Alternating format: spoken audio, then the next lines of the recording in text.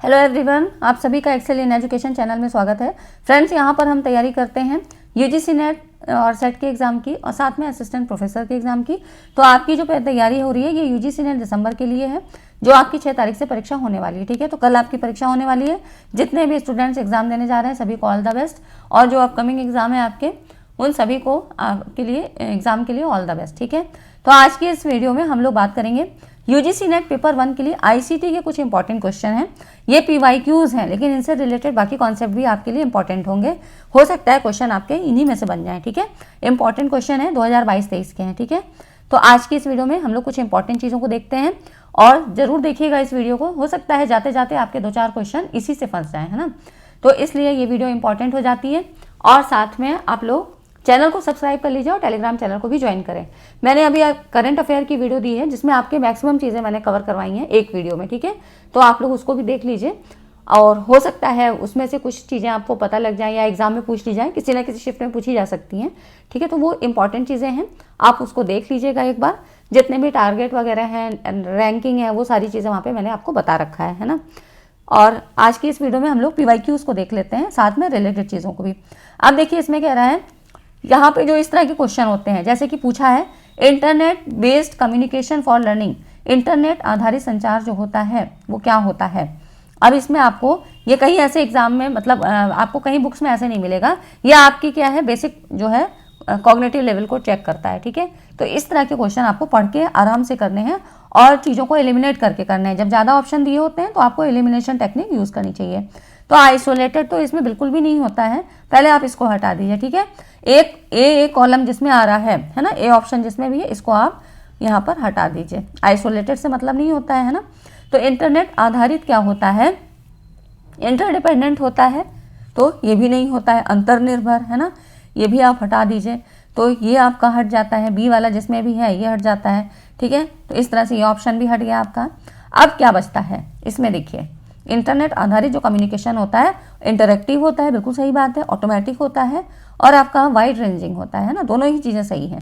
तो ये ऑप्शन आपका सही हो जाता है। ठीक है, तो इस तरह से आपको चीज़ों को करना है कि जो भी कोई ऐसा शब्द मिल रहा है कि वो सटीक नहीं बैठ रहा है इस स्टेटमेंट से, तो उस चीज़ को एलिमिनेट कर दीजिए। जो जिस ऑप्शन में भी वो आपका टर्म आ रहा है उसको हटा दीजिए और बस आपको आंसर तक पहुँचना ईजी हो जाता है। ठीक है फ्रेंड्स, तो यहाँ पर ही हो जाता है। अगला क्वेश्चन देखिए, इसमें कह रहा है भौगोलिक क्षेत्रों को आधार बनाते हुए निम्नलिखित कंप्यूटर नेटवर्क के भिन्न प्रकारों को उनके आरोही क्रम में।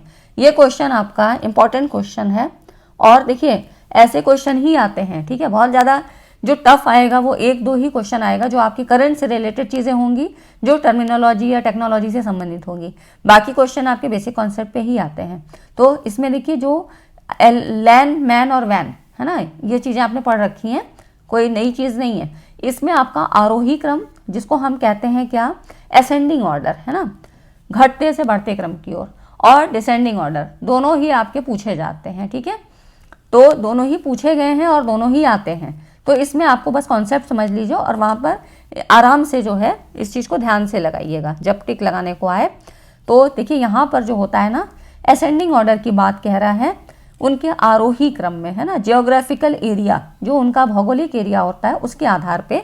तो पहले कॉन्सेप्ट समझ लीजिए। लैन क्या है, लोकल एरिया नेटवर्क है। ये टिपिकली क्या होता है, ये एक छोटे भौगोलिक क्षेत्र को कवर करता है ना। तो ये कोई बिल्डिंग हो या आपकी कोई प्रेमिसेस होती है किसी इंस्टीट्यूट की, तो वहाँ पर इस तरह के नेटवर्क लगाए जाते हैं। लैन की बात कर रहे हैं, लोकल एरिया नेटवर्क, तो एक बिल्डिंग तक ही सीमित है। ठीक है, अब आता है मेट्रोपॉलिटन एरिया नेटवर्क, मैन जिसकी बात कर रहे हैं। ये extends over a large area of an city और लार्ज कैंपस है ना। तो एक सिटी, जब सिटी की बात होती है या लार्ज कैंपस है, बहुत बड़ा इंस्टीट्यूट है, उसका कैंपस बड़ा है, वहाँ पर मैन की बात होती है। ठीक है, एरिया के हिसाब से। और तो सबसे छोटा क्या हो गया, लैन हो गया। ठीक है, तो आरोही की बात हो रही है ना, तो यहाँ पर ये वाला आपका पहले नंबर पे हो गया, लैन, मैन और फिर वैन। ठीक है, ये हो जाता है। और वैन क्या होता है, ये ब्रॉड जियोग्राफिकल एरिया, मतलब जैसे कि शहर है, कोई बड़ा शहर है, देश की बात होती है। ठीक है, तो इस तरह से यहाँ पर लैन और मैन को जोड़ता है। ठीक है, ये चीज़ें आपसे इसमें पूछी जाती हैं। अब देखिए ये तो हो गया आपका जो है सी ऑप्शन यहाँ पर सही हो जाएगा है ना, ये आपका यहाँ पर ये सही ऑप्शन होगा। ठीक है, पहले नंबर पे ये हो जाएगा। फिर लैन, मैन, वैन। और कभी इस तरह से पूछा जाए अवरोही क्रम में, असेंडिंग ऑर्डर हो गया, और डिसेंडिंग मतलब बड़े से छोटे की ओर, है ना, तो आपका यही क्रम उल्टा हो जाएगा। पहले मैन आ जाएगा, फिर यहाँ पर आपका वैन, नहीं सॉरी, पहले वैन आ जाएगा, फिर मैन, फिर लैन। ठीक है, तो इस तरह से बस एक सीरीज को याद रखिए, लैन, मैन और वैन, है ना, और आपका इसी से दूसरा क्वेश्चन भी निकल आएगा। लैन से संबंधित एक चीज और आपसे पूछता है, इथरनेट के बारे में। इथरनेट क्या है? ये लैन है ना, जो लोकल एरिया नेटवर्क है, इसमें उपकरणों को जोड़ने के लिए व्यापक रूप से उपयोग की जाने वाली एक टेक्निक होती है, लैन के अंतर्गत आती है। ठीक है, ये चीज़ आपको याद रखनी है, ये पूछी भी गई है और पूछी जाती है। OSI नेटवर्क मॉडल, तो यहाँ पर ये इस मॉडल की भौतिक और डेटा लिंक परतों के लिए मानकों को परिभाषित करता है। ये एक ऐसे प्रोटोकॉल का यूज़ करता है जो ये कंट्रोल करता है कि नेटवर्क पे डेटा पैकेट कैसे रखे जाते हैं। ठीक है, तो इस तरह से यहाँ पर एक प्रोटोकॉल का यूज़ करता है, कंट्रोल सिचुएशन में काम करता है। ईथरनेट आमतौर पर वायर्ड कनेक्शन का उपयोग, है ना, तो इस तरह से वायर्ड कनेक्शन जो तारों के द्वारा होते हैं, जैसे कि twisted pair cables and it support various data transfer rate, है ना, तो ट्विस्टेड पेयर केबल का यूज़ करता है और जिससे कि विभिन्न जो डेटा ट्रांसफ़र है उनके रेट्स को यहाँ पर सपोर्ट करता है। ठीक है, तो ये ट्विस्टेड पेयर केबल्स का यहाँ पर यूज़ किया जाता है और एक टेक्निक होती है, एक प्रोटोकॉल का यूज़ होता है, किस में यूज़ होता है, लैन में होता है। ये सारी चीज़ें आपकी इथरनेट से संबंधित हो जाती हैं, है ना, तो ये कुछ रिलेटेड चीज़ें हैं जो आपको पता होनी चाहिए। अब देखिए अगला जो क्वेश्चन है ना, कि मूक्स के प्लेटफॉर्म पूछ रहा है। अब मूक्स के अब इसी तरह से क्वेश्चन आपसे पूछे जाते हैं और ऐसे मैंने बहुत सारे क्वेश्चन करवाए हैं, तो जिनके भी जो है पेपर बाद में होने हैं ना, वो लोग उस वीडियोस को देख लीजिए, प्लेलिस्ट में आपको सारा चीज़ मिल जाता है। मूक्स के प्लेटफॉर्म में कौन कौन से आते हैं, तो यहाँ पर देखिए, इसमें आपका आता है कोर्सेरा और इसमें आता है आपका फ्यूचर लर्न। ठीक है, ये दो आपके इसमें आते हैं। मूक्स को सभी पता है, मैसिव ओपन ऑनलाइन कोर्सेज होता है। ये एक ऐसे प्लेटफॉर्म होते हैं जो कि प्रोवाइड्स करते हैं क्या, वैरायटी ऑफ ऑनलाइन कोर्सेज। ठीक है, तो दूर दराज के जो क्षेत्र हैं उनके लिए ये सुविधा प्रदान करते हैं, है ना। तो यहाँ पर देखिए, जो आपका कोर्सेरा है और फ्यूचर लर्न होते हैं, ये दोनों ऑनलाइन टीचिंग प्लेटफॉर्म हैं जो कि यूनिवर्सिटी और इंस्टीट्यूट के पाठ्यक्रम पेश करते हैं, है ना। कोर्सेरा अपने व्यापक कैटलॉग और विशेषज्ञता कार्यक्रम के लिए जाना जाता है। ठीक है, और फ्यूचर लर्न क्या है, सामाजिक शिक्षा और कोलैबोरेशन पर जोर देता है ना। फ्यूचर लर्न ये सेलेक्ट करते समय अपने कंटेंट पर ध्यान रखना चाहिए, अपनी मतलब प्रायोरिटी आपकी क्या है, कि कोर्स आपका किस तरह से है और आप किस तरह से सीखना चाहते हो। टर्निटिन के बारे में बात करें तो प्लेगरिज्म चेक करने के लिए होता है, इसके बारे में हमने बात की थी, प्लेगरिज्म को ज़रूर पढ़ लीजिएगा अच्छे से, है ना। उसके बाद गूगल मीट और जूम, ये क्या है, गूगल मीट और जूम ये पॉपुलर वीडियो कॉन्फ्रेंसिंग प्लेटफॉर्म है। ठीक है, गूगल मीट और जूम का आपने यहाँ पर इसका प्रयोग किया था कोविड के दौरान, जब हम ऑनलाइन क्लासेस लेते थे, है ना। ये हो जाता है आपका प्लेगरिज्म। ठीक है, तो इस तरह से ये चीज़ें आपको पता होनी चाहिए कि कौन सा प्लेटफॉर्म किससे संबंधित है ना। अब देखिए, ठीक है, तो ये ऑप्शन आपको यहाँ पर पता लग जाता है, इसमें ये हो जाता है राइट आंसर, लेकिन बाकी चीज़ें भी आपको पता होनी चाहिए। अब देखिए, यहाँ पे वेब सर्च इंजन की बात हो रही है, कौन कौन से वेब सर्च इंजन हैं, तो इसमें देखिए वेब सर्च इंजन क्या होता है, पहले थोड़ा सा ये जान लें। वेब सर्च इंजन ऑनलाइन जानकारी खोजने में महत्वपूर्ण रोल्स निभाते हैं, जिसमें आपको सबको पता है, गूगल आप सबसे ज़्यादा यूज़ करते हैं। गूगल में कोई भी चीज़ डाली और सर्च की, है ना, तुरंत आपको परिणाम मिल जाता है। तो यहाँ पर ये परिणाम क्यों मिलता है, व्यापक परिणाम और उन्नत एल्गोरिदम। ठीक है, जैसे कि यूट्यूब पे भी आप जब कोई चीज़ें खोजने जाते हो, सर्च करते हो, तो यूट्यूब का एल्गोरिदम काम करता है ना, जिसको हम सर्च इंजन ऑप्टिमाइजेशन कहते हैं, SEO करना। इसके बारे में भी मैंने पहले आपको बताया है ना, फिर से एक बार थोड़ा सा बात कर लेते हैं। SEO सर्च इंजन ऑप्टिमाइजेशन, जब आप गूगल पे कोई चीज़ सर्च डाल के, गूगल और यूट्यूब एक ही उससे जुड़े हुए हैं, है ना। तो देखिए यहाँ पर कौन कौन से हैं, तो बिंग है, याहू, डकडकगो, है ना।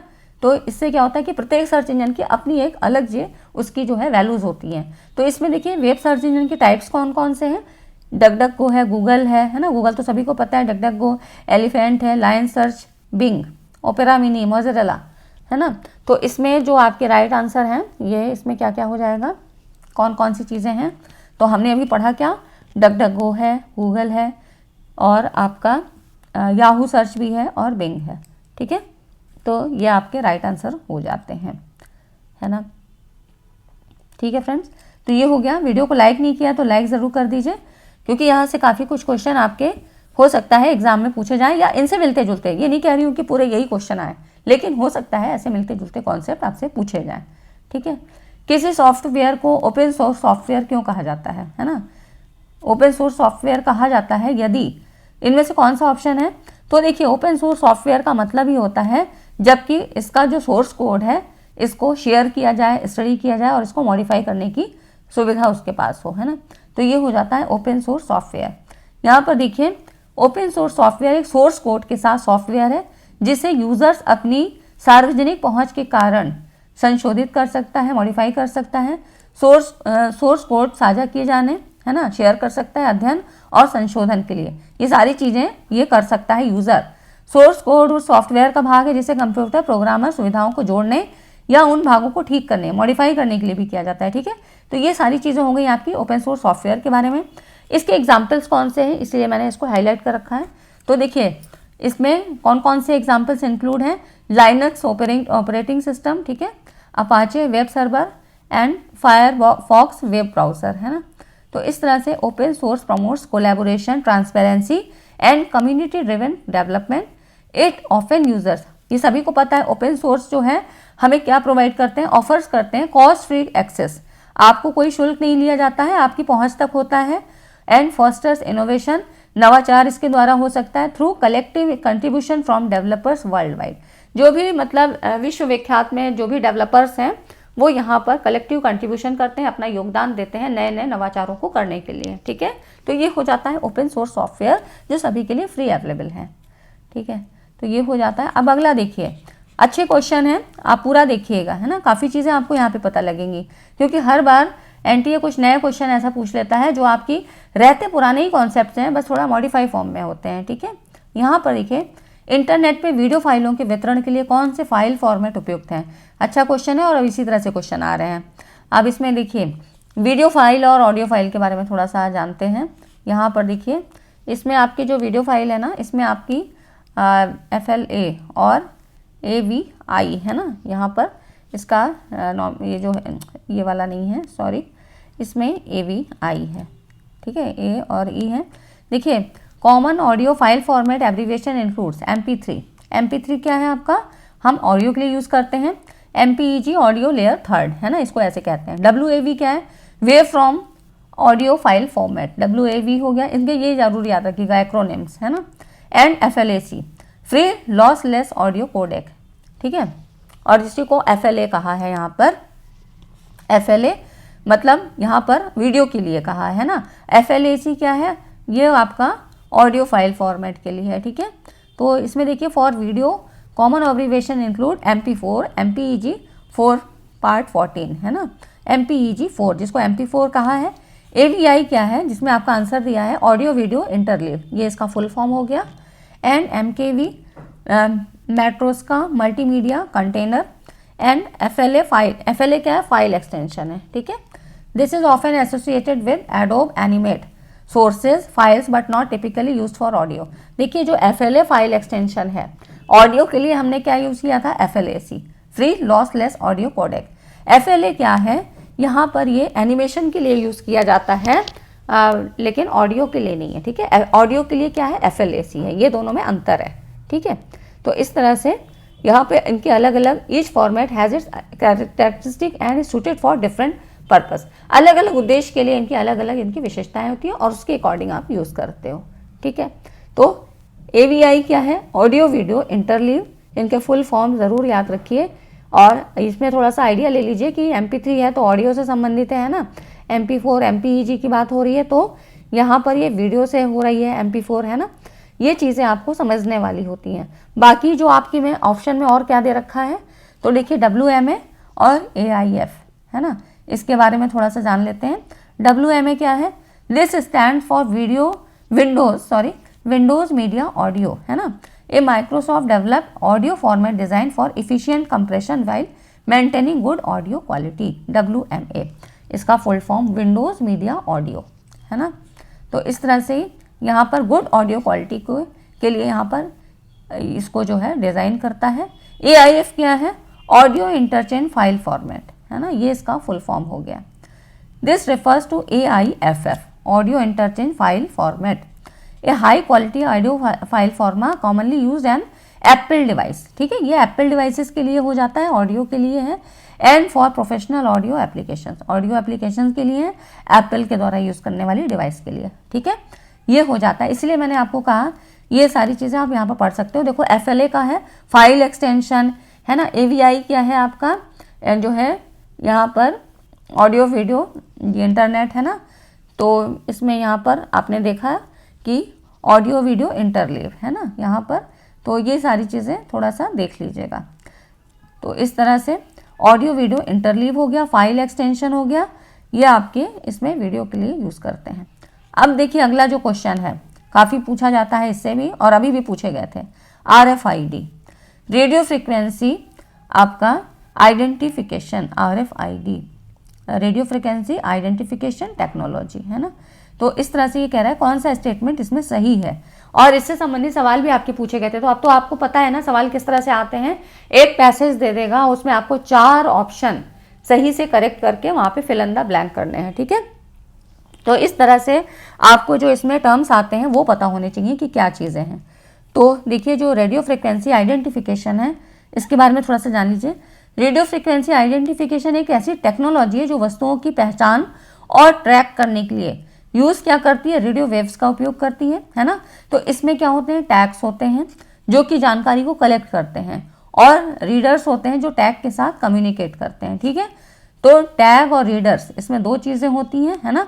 तो यहाँ पर ये पता लग गया आपको कि 2 चीज़ें हैं, टैग और रीडर्स, तो रीडर्स जो होते हैं ना टैग के साथ कम्युनिकेट करते हैं। RFID का व्यापक रूप से इन्वेंट्री मैनेजमेंट, पहुंच नियंत्रण, ट्रैकिंग और पहचान उद्देश्यों के लिए विभिन्न उद्योगों में इसका यूज़ किया जाता है ना। तो इससे संबंधित क्वेश्चन भी आपका पूछा गया है। तो इसमें देखिए क्या क्या चीज़ें आपको मिल रही हैं, टैग्स और रीडर 2 चीज़ें, ये तो बिल्कुल ठीक है ना, इसीलिए इसके बारे में थोड़ा सा मैंने आपको बताया। उसके बाद क्या है, रीडर एक ऐसी युक्ति है जिसके एक या अधिक एंटीना है जो रेडियो वेव्स उत्सर्जित करते हैं और RFID टैग से संकेत वापस प्रदान करते हैं ना, वापस प्राप्त करते हैं। तो ये भी सही है। ठीक है, उसके बाद निष्क्रिय RFID टैगों को रीडर द्वारा ऊर्जा दी जाती है और उनमें बैटरी नहीं होती है। तो ये भी स्टेटमेंट सही कह रहा है ना। तो ये सारे स्टेटमेंट यहाँ पर सही हो जाते हैं। ठीक है, इसलिए मैंने कहा कि जब ये चीज़ें आपको पता रहेंगी तो आप कोई भी क्वेश्चन आए कहीं से भी उठा के वो देंगे, आपका क्वेश्चन हो जाएगा, है ना। अगला क्वेश्चन देखिए, यहाँ पर कह रहा है इंटरनेट के माध्यम से एक्सेसिबल और कंप्यूटर में रखी संबंध सूचना के संग्रह को निम्न में से क्या कहा जाता है। तो इसको कहा जाता है WWW। ये सारी चीज़ें आप सब लोग जानते हैं। यूनिफॉर्म रिसोर्स लोकेटर क्या होता है, HTML क्या है ना, hyper text markup language, HTTP hyper text transfer protocol, है ना। इन सब चीज़ों के बारे में हमने पहले वीडियो में डिस्कस किया है, सारी चीज़ें आपको मैंने बताई थी। ठीक है, तो इसको वर्ल्ड वाइड वेब कहते हैं, है ना। यहाँ पर अब अगला जो क्वेश्चन देखिए, इसमें कह रहा है कौन से कथन सही हैं। तो ये देखिए यहाँ पर कह रहा है WWW किसी वेबसाइट पर संग्रहित मल्टीमीडिया वेब पेजों का एक संग्रह है ना। तो यहाँ पर यह ऑप्शन सही है ना, अभी तो हमने पढ़ा इसको। फिर कह रहा है URL specify the location of all web page. तो बिल्कुल यूनिफॉर्म रिसोर्स लोकेटर होता है जो कि लोकेशन को बताता है। ठीक, उसके बाद कह रहा है web resources are access by Windows operating system, ये गलत है ना। तो इसमें जो 2 ऑप्शन, क्योंकि 2 ही आपको सेलेक्ट करने हैं, A और B, यहाँ पर ये सही हो जाते हैं। ठीक है, तो यहाँ देखिए वर्ल्ड वाइड वेब क्या है, इंटरकनेक्टेड दस्तावेजों और संसाधनों की एक प्रणाली है जिसे इंटरनेट के माध्यम से एक्सेस करते हैं। उपयोग जो भी यूजर्स हैं उनको वेब ब्राउजर के माध्यम से सामग्री के साथ नेविगेट करने और इंटरैक्ट करने की अनुमति देता है ना। कैसे बनाते हैं, HTML CSS, है ना, और इसके बारे में भी बताया था। उसके बाद जावास्क्रिप्ट, है ना, जैसी तकनीकों पर ये टेक्नोलॉजी पे बनाया जाता है। कैस्केडिंग स्प्रेडशीट होती है CSS। वेबसाइटें क्या हैं, सर्वर पर होस्ट की जाती हैं और यूजर्स द्वारा विशिष्ट पतों के माध्यम से उन तक पहुंचा जाता है, जो कि WWW से शुरू होता है ना। तो इस तरह से जो वेब सूचनाएं साझा करने, संचार और विभिन्न ऑनलाइन सेवाओं की सुविधा प्रदान करता है वेब के माध्यम से। तो ठीक है, तो ये सारी चीज़ें आपको पता लग गई, एक तरह से रिवीजन भी आपका हो जाएगा। अब देखिए अगला क्वेश्चन है, ये भी अच्छा क्वेश्चन है। इसमें देखिए यहाँ पे कह रहा है स्टेटमेंट दिए हैं आपको, इसमें कह रहा है with reference to digital initiative of government of India. यहाँ पर इसमें जो भी डिजिटल इनिशिएटिव, इससे क्वेश्चन आपका आता ज़रूर है, उसको देख लीजिएगा, मैंने भी बना रखा है, जो करंट से संबंधित चीज़ें हैं और जो आपके जो डिजिटल इनिशिएटिव पूरा एक कंप्लीट वीडियो है, ठीक है, उसको देख लीजिएगा। आप सर्च करेंगे Excel in education digital initiative, आपको मिल जाएगा। इसमें भीम ऐप के बारे में बात हो रही है। पहला स्टेटमेंट कह रहा है भीम, है ना, BHIM एक ऐसा भुगतान ऐप है, पेमेंट ऐप है जो आपको यूनिफाइड पेमेंट्स ऐप का UPI का प्रयोग करके, है ना, इसका फुल फॉर्म है यूनिफाइड पेमेंट्स ऐप, इसका प्रयोग करके सरल, सुगम और जो है द्रुत व्यवहार, जल्दी, है ना, जल्दी हो जाती है, इजी एंड क्विक, इसको व्यवहार करने देता है। तो ये स्टेटमेंट बिल्कुल सही बात है, ऐसा होता है ना, भीम ऐप जो है ये चीज़ हमें प्रोवाइड करता है। दूसरा स्टेटमेंट कह रहा है स्वयं प्लेटफॉर्म के माध्यम से प्रदत्त पाठ्यक्रम न्यूनतम लागत पर उपलब्ध है, तो ये चीज़ गलत है ना। तो यहाँ पर पहला स्टेटमेंट तो आपका सही हो जाता है और दूसरा फॉल्स है, ठीक है। तो यहाँ देखिए इसका आपका यहाँ पर ये वाला गलत है, ठीक है। तो ये जो है first is true but second is false, ठीक।